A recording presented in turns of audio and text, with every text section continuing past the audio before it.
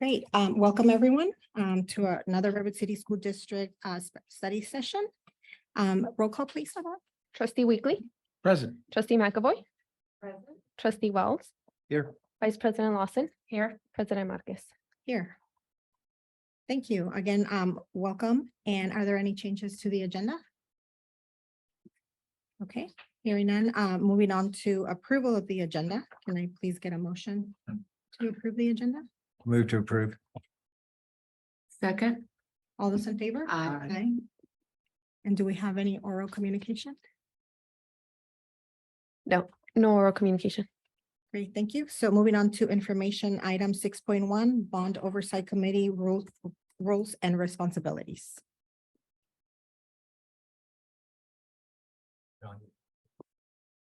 Good evening. Hey, good evening. Thank you, honorable board and district staff. You know, I'm happy to speak from here and I'm also fine just sitting down there if it's easier. Whatever works for you all. Would you prefer to have me here at the podium? Okay, very good. Well, thank you. Move forward. Okay, well, I appreciate it. And pleased to be here this evening. I saw that I was agendized for 55 minutes. I'm disappointed to say that I don't think I necessarily have 55 minutes worth of stuff to say, but we'll certainly take up as much time as you all would like to. I have put together some slides. Actually, this is a presentation that I've given before. I've tried to tweak it a little bit to sort of make sure it's up to date and relevant to you all. I'm here with Lauren Carroll, who many of you know, one of my colleagues in the county attorney's office. But again, this evening, I want to talk a little bit about Proposition 39, and in particular, the Citizens Bond Oversight Committee as the requirement is set forth in Proposition 39 in the California Education Code, and sort of walk us through sort of at a high level, the basic requirements, and from there, maybe field any questions you all might have. And I'd also invite you to stop me at any point if there's something that's unclear or something that you'd like to spend a little more time on as we move our way through this. So maybe with that, I'll ask for the next slide. And so maybe a place to start would be kind of what the world looked like prior to the adoption of Proposition 39. Prior to that, as you can see, the voter approval threshold for local bond measures was 2/3, which is generally the standard for special taxes in under California law. And the oversight of the bond fund expenditures in general was vested in school boards. As a practical matter, this electoral threshold was hard to reach probably in most jurisdictions. I mean, to get a 2/3 vote on anything nowadays is challenging. And that historically was the case as well. And so you would have many bond measures that would fail, which would result in oftentimes substandard school facilities. So just by way of some historical context, from 1986 through 1999, as you can see, a lot of school district measures proposed, and only a little over half would pass. So that's, again, a little bit of the history, kind of the situation we were looking at before Proposition 39 was adopted. Next slide, please. So Prop 39, it did pass in 2000, and essentially what Prop 39 was an amendment to the California State Constitution. It amended Article 13A of the Constitution to allow for the levy of ad valorem tax above the 1% of the 1% limit for ad valorem taxes on the basis of a 55% vote. Provided that we were talking about specific uses of the funds. So at this point, with Prop 39 in place, school districts have the option to decide whether to pursue a general obligation bond on a 55% vote or a 67% vote. That said, if school districts move forward on a bond measure that requires a 55% vote under Prop 39, there's limits in terms of the amount of indebtedness, and there are specific special oversight provisions that school districts are subject to. And so that's, again, going to be the focus of our conversation tonight, are those special oversight provisions. Next slide, please. So the effect of the adoption of Prop 39, as you can see here, has been to make it easier and frankly much more frequent that local school bond measures pass. Approximately 80% of local school bond ballots that rely on this 55% threshold have passed as an historical matter. I went and checked this morning, in fact, to see kind of what happened in November of 2022. And EdSource reports that 71 out of 101 school bond measures passed on the November 2022 ballot when they were brought under Prop 39. So the other thing that has, sort of flowed from all this is that we now have literally hundreds of citizen bond oversight committees that have been formed statewide, including, of course, here in Redwood City. Next slide, please. So here's the deal. Under the California Education Code, Section 15278, if a bond measure authorized pursuant to Prop 39 is approved, we've got sort of a direct quote from the statute here.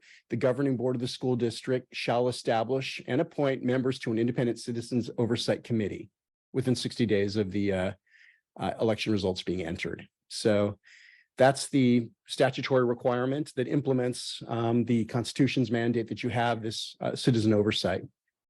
Next slide, please. So the composition, the law is actually fairly specific with respect to the composition of the Bond Oversight Committee. You need a member who's active in a business organization, a member active in a senior citizens organization, a member who's active in a quote bona fide taxpayers organization. For school districts, you need one member who's a parent or a guardian of an enrolled child. Community college districts, kind of a similar, slightly different requirement though.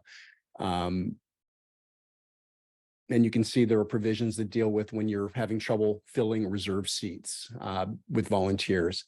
Importantly, can't have employees or officials of the district, can't have vendors, can't have contractors, can't have consultants. That kind of makes sense. You don't want to have that kind of a conflict or perceived conflict in your bond oversight committee. Next slide, please. So you can see the law is actually pretty specific about how they, how the terms work as well. They serve 2-year terms, members of the bond oversight committee. You stagger the terms so you don't have everybody walking out the door at the same time. Can't serve any more than 3 consecutive terms. And the terms begin on the date of appointment. And you all, as the Board of Trustees, are those who actually appoint as you well know, you probably have sat up here and actually appointed members, but that is a responsibility vested in the Board of Trustees. Next slide. So this is what bond oversight committees are required to do. I've kind of tried to highlight the text I think is sort of most on point with respect to the shalls. What is it that bond oversight committees are required to do? And as you can see, the purpose of the bond oversight committee is to inform the public concerning expenditures of bond revenues. They're required to actively review and report on proper expenditures of the bond proceeds. The bond oversight committee is supposed to advise the public as to whether the school district is acting in compliance with the requirements of the California Constitution. And we'll get into a little bit of detail about what those specific requirements are, but it really has to do with expending on construction, reconstruction, land acquisition, not using money for salaries, that kind of thing. But we'll get more into the details of that. So next slide, please. So I went through the law and tried to pull out the active verbs to sort of focus on, again, what is the work of the Bond Oversight Committee? Inform, review, report, advise. So it's that oversight. Again, that's implicit in the very, not implicit, it's explicit in the name of the committee itself. So it's an informing, it's a reviewing, it's a reporting, it's advising. To be clear, though, it is not approving, consenting, authorizing, endorsing, denying, or rejecting. That's a responsibility that sits with district administrators and the Board of Trustees, the actual approval of projects, that kind of thing. So it's important to sort of draw that distinction between, again, the oversight, informing, advising, keeping the public, sort of advised of what's going on versus having control over the program, which again lies in district administration and district leadership like yourselves. Next slide, please. Okay, so what requirements are we actually talking about in terms of the requirements that the Bond Oversight Committee is supposed to be monitoring for? So we're talking about bonded indebtedness incurred by a school district. It can only be used for construction under Prop 39, reconstruction, rehabilitation, or replacement of school facilities. This includes the furnishing or equipping of school facilities or acquiring real property or leasing real property. So those are the appropriate uses of funds under Prop 39. Next slide. It's a little bit of micro text here, but here are additional requirements. Again, the proceeds can only be used for those purposes that I was just reading through: acquisition, construction, reconstruction, equipping. So the other thing that Prop 39 requires is, I think you all are probably aware, is that the bond measure include a list of the specific facility projects to be funded by the project or by the bond. A requirement that the school district conduct an independent annual performance audit to ensure that the funds have only been expended on specified projects. Similarly, there's a requirement that there be an annual independent financial audit. So you've got a performance audit and a financial audit requirement. Again, to ensure that the proceeds have been properly used only for qualifying purposes. And finally, there's a requirement that the school district provides the oversight committee with responses to all findings and recommendations that may have been made, findings and recommendations that may have been made in the financial and performance audits. So those are requirements, again, that are incumbent on the district and on the bond oversight committee. Next slide, please. So some shalls, again, some requirements with respect to the bond oversight committee. One is that committee proceedings, when the bond oversight committee meets, those meetings are open to the public, and notice to the public shall be provided in the same manner as the notice for your own meeting. So this is typically accomplished through a Brown Act, simply complying with the Brown Act. The bond oversight committee is required to meet at least once a year and is required to issue a report on the results of its activities. And that reporting is required to include a statement of whether or not the district is in compliance with its constitutional requirements. And it also requires a short summary of the committee's proceedings. The minutes of the proceedings of the Citizens Bond Oversight Committee are supposed to be and required to be available on the internet website of the district as well. Next slide. So summing it all up, again, with respect to the requirements for the Bond Oversight Committee, there's a requirement that the Bond Oversight Committees inform the public, advise the public as to whether or not the proceeds from the bonds are being used for, again, these constitutional purposes that I had already sort of enumerated, and that they're not being used for other school operating expenses and not being used for salaries, with the exception of salaries, that are specific to folks who are actually working on the bond projects and administration of the bond projects. Let's see here. Next slide, please. Now, there are some things that bond oversight committees may do, not required to do these things, but they may. And the district, insofar as the bond oversight committees decide that they want to engage in these activities, the district administration is to assist the bond oversight committee in these functions, receiving and reviewing copies of the annual independent performance and financial audits that I was referencing a few moments ago. And as I noted, there's an option to review those reports when the bond oversight committee decides they want to. Next slide. So bond oversight committees can inspect school facilities and grounds to ensure that the bond revenues are being expended in compliance with, again, the constitutional mandates, as I noted. And I'm sorry, I drafted this as if I was speaking to the bond oversight committee. They may choose to inspect the school facilities, not required to do so. If they're going to do that kind of thing, they need to coordinate with administration to assure that the inspections take place in a manner that is not disruptive to work that's happening on the ground.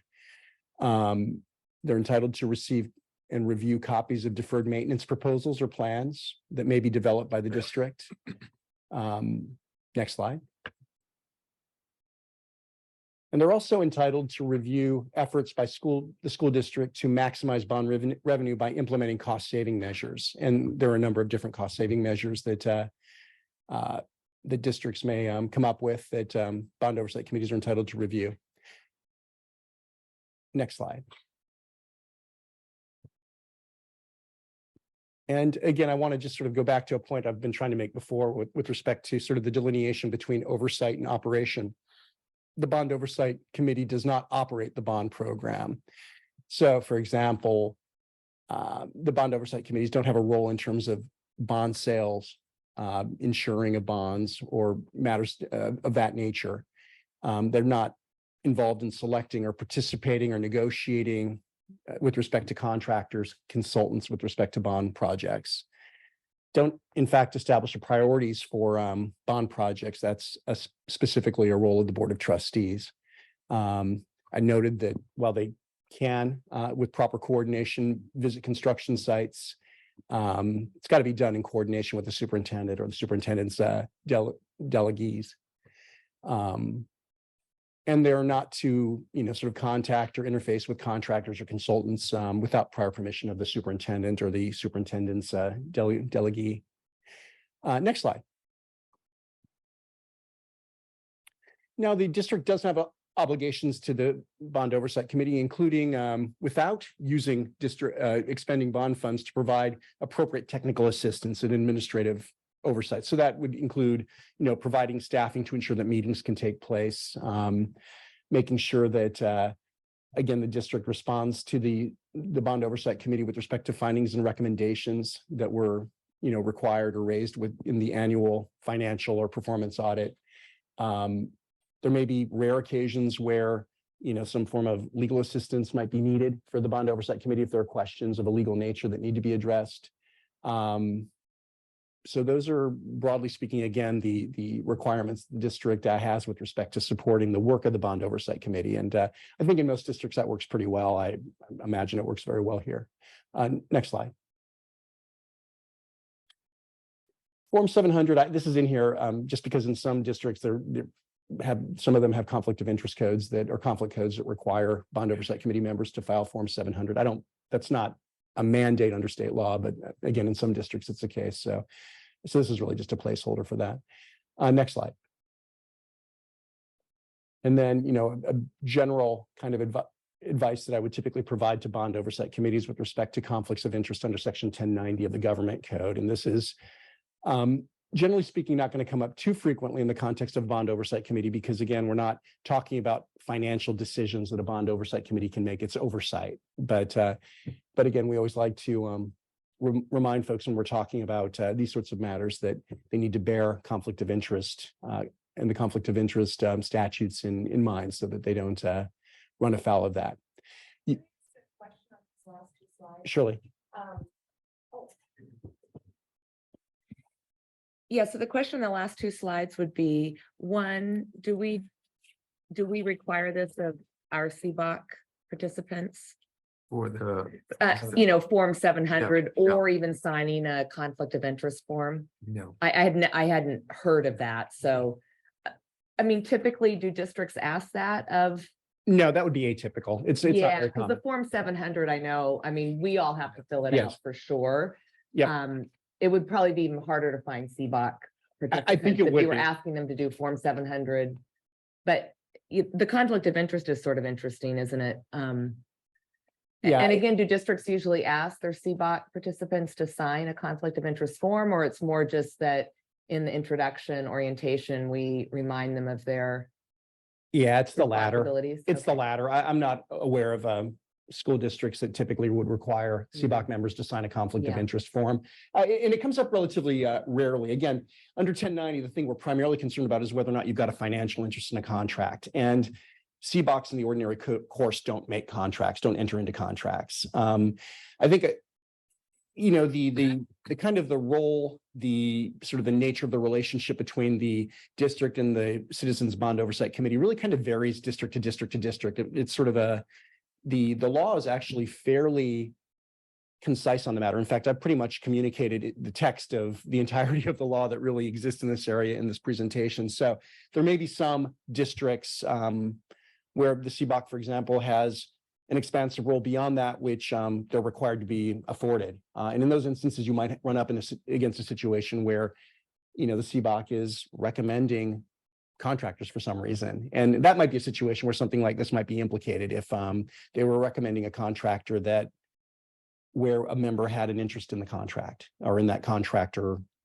business. So I don't think it comes up very often, and it would again be usually covered in about 5 minutes of conversation when we brief new bond oversight committee members. Thank you. Thank you. And again, the typical way forward for me would be just to, again, as we have new members, let them know that, hey, you ought to just keep an eye out for this and let us know if you think there's an issue, and we'll certainly help you analyze your way through it. Next slide. And again, I would typically, when talking to a CBOC new members, I just sort of go into a brief coverage of what the Brown Act requires and some admonitions about the Brown Act, i.e., let's avoid, talking to a majority of your colleagues outside of a board meeting or CBOC meeting about concerns that you might have with respect to the business that is within the jurisdiction of the Bond Oversight Committee. So that would, so these are things that you all have probably at this point very sort of internalized, but we just want to make sure that our Bond Oversight Committee members are kind of internalizing the same kind of sense about the Brown Act and making sure that the CBOC's business actually happens in CBOC meetings. So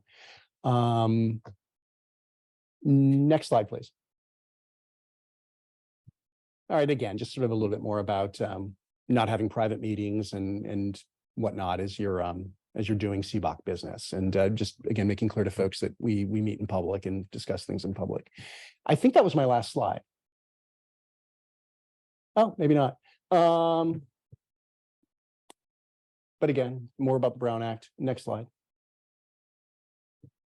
And then some additional resources about that I think might be handy with respect to bond oversight committees. The CalBOC website is actually pretty good. I go there every time I'm going to do one of these things just to make sure I'm not missing anything that might constitute a new development. The Institute for Local Government has some pretty good information about all this, and of course, district staff is quite well, sort of informed with respect to most of these requirements. So I know that is my last slide. So at this point, I'm certainly available for any questions or to participate in any conversation you all want to have about the subject.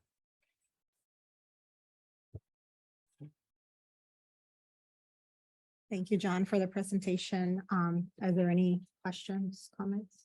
Yeah, no, thanks for the presentation. My first question actually for is either Rick or Dr. Baker is, are we going to have the same presentation at the CBOC meeting? Yeah, I think the way it's presented to the CBOC members, I think is really important too, to set it in there. One sort of tactical question in there is, by the way, it was really interesting to see the mays versus the shalls. There are quite a few of these mays that I've only been in, one of the board representatives to the CBOC meetings for a couple of years, but I've already seen them inspecting sites, taking tours. They always get the financial audit and review the whole thing. And I had thought that was just part of their role. I didn't realize that only the findings were the part that was required. So it was neat to see that compliance there.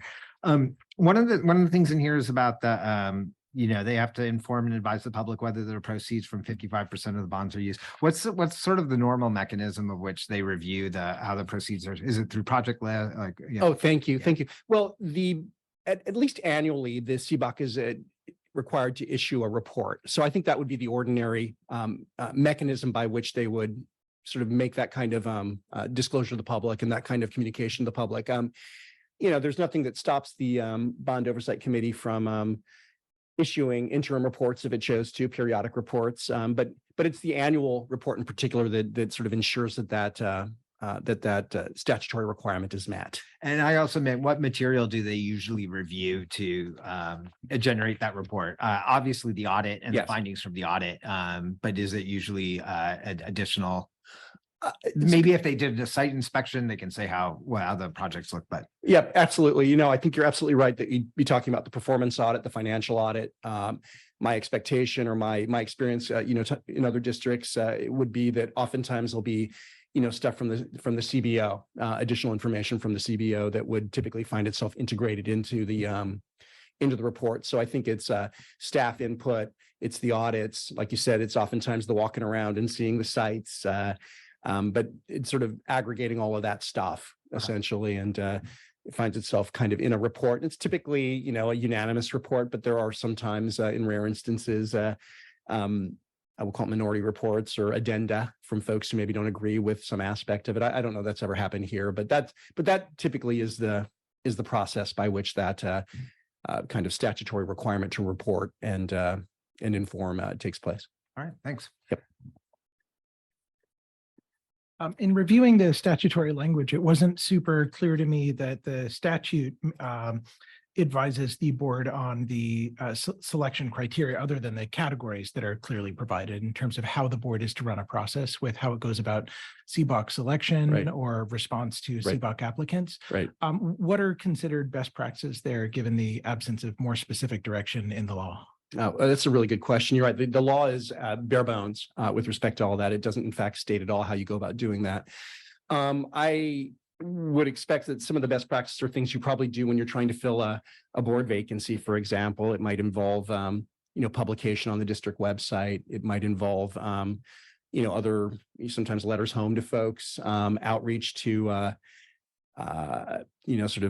community organizations, maybe the Chamber of Commerce, insofar as, that's something that, exists within the district. But it's that sort of that sort of outreach again that I think you all, again, probably do in the context of, again, filling a board vacancy. This is a little bit different in the sense that you're looking for sometimes constituencies that you're not always looking for in other contexts. The taxpayer organizations, there's actually a pretty good list of taxpayer organizations on the CalBOC website. So you might look to some of those local ones and send emails And directly that out. would be definitive for the bona fide taxpayer organization characterization. I noticed that word bona fide. Right, taxpayer and those are, organization is- that's where I go to find the bona fide list it. is Thank you. there. But candidly, I just kind of assume that constitutes bona fide. I never really did the legal research to confirm what does that actually What's mean. bona fide? Yeah, it seems bona fide, but there are like the Silicon Valley Taxpayers Association. I'm aware of some of the groups in the area just because they are frequent actors in some of the other areas where I work. But yeah, I think a lot of the practices again are just again sort of directly contacting stakeholders. There are some organizations, for example, we have a county commission on aging. So if you were wanting to find seniors, you might, for example, communicate with the county commission on aging, and perhaps they might help you, tap into some organizations like all that. So I think those are the kinds of things that I would consider best practices, is just sort of thinking about what are the organizations where you're likely to find stakeholders who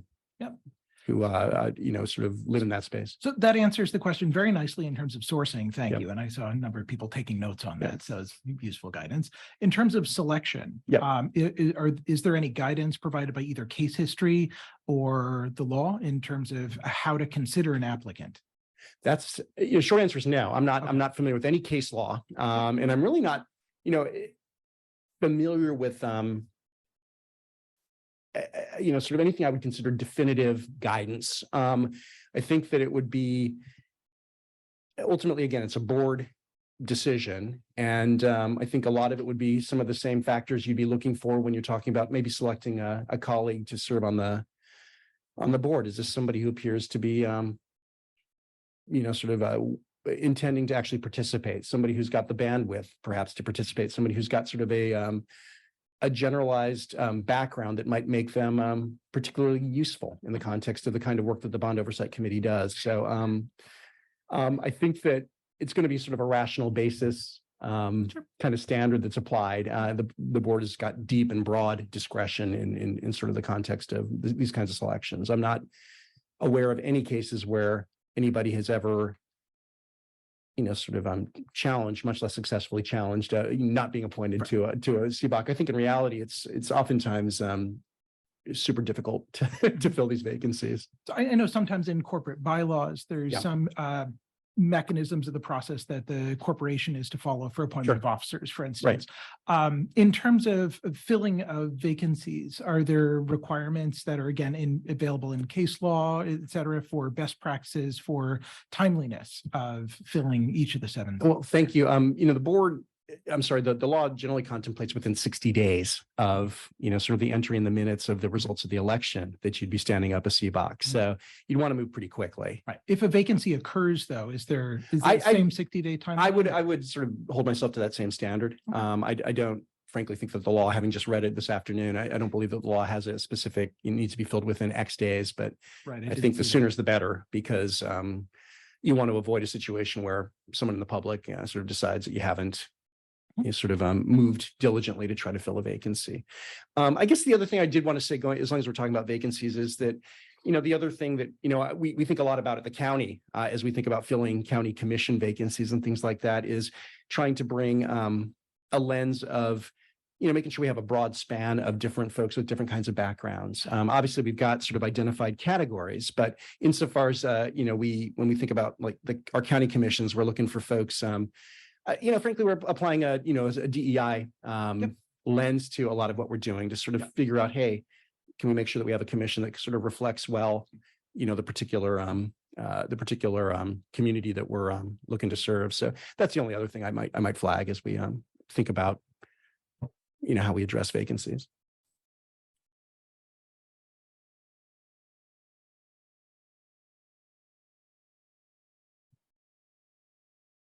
And I'm like, I can't find, when you talked about, spending money for the bond and obviously, not to spend it on employees unless somebody's, I forget how you worded it, part yeah. of the bond. Right. So can you just go, maybe if you could go a little bit into detail, just so that we all understand, just more clearly? Sure. Yeah. So the bond proceeds, as a generalized proposition, cannot be used for salaries or benefits.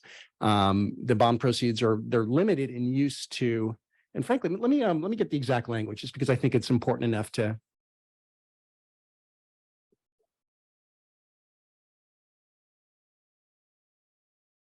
Line 11. I can't see the numbers, so tell me.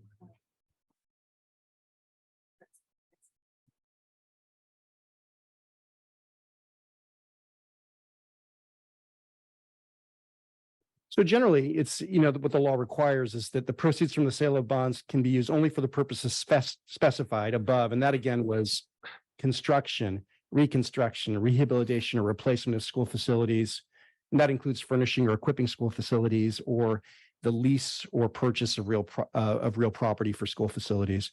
And the bond proceeds are not to be used for teacher or administrator salaries and other school operating expenses.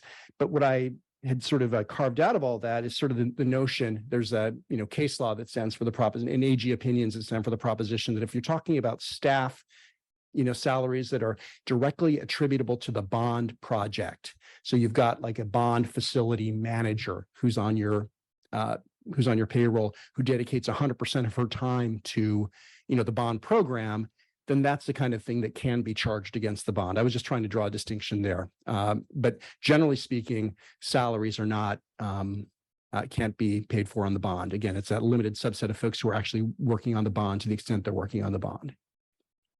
So you said there is case law there that. There's an AG opinion and probably case law as well, but certainly attorney general opinions that have sort of clarified that that is within the scope of proper use. And I'll just point to the other trustees that if you look back in the audit, the bond financial audit, when the conclusion, the auditor includes the reference to the case law and the opinion that was made. So if you're looking for more details, go back and look at the audit.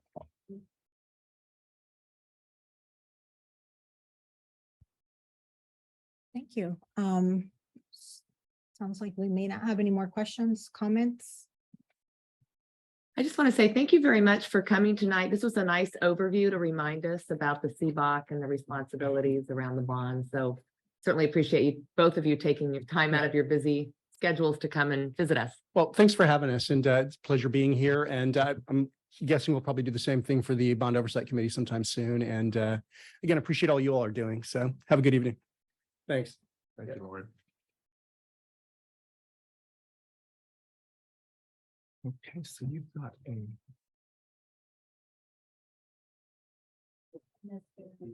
Is no more questions or comments? Can I get a motion to adjourn the meeting? So moved. Seconded. All in favor? Aye. Thank you.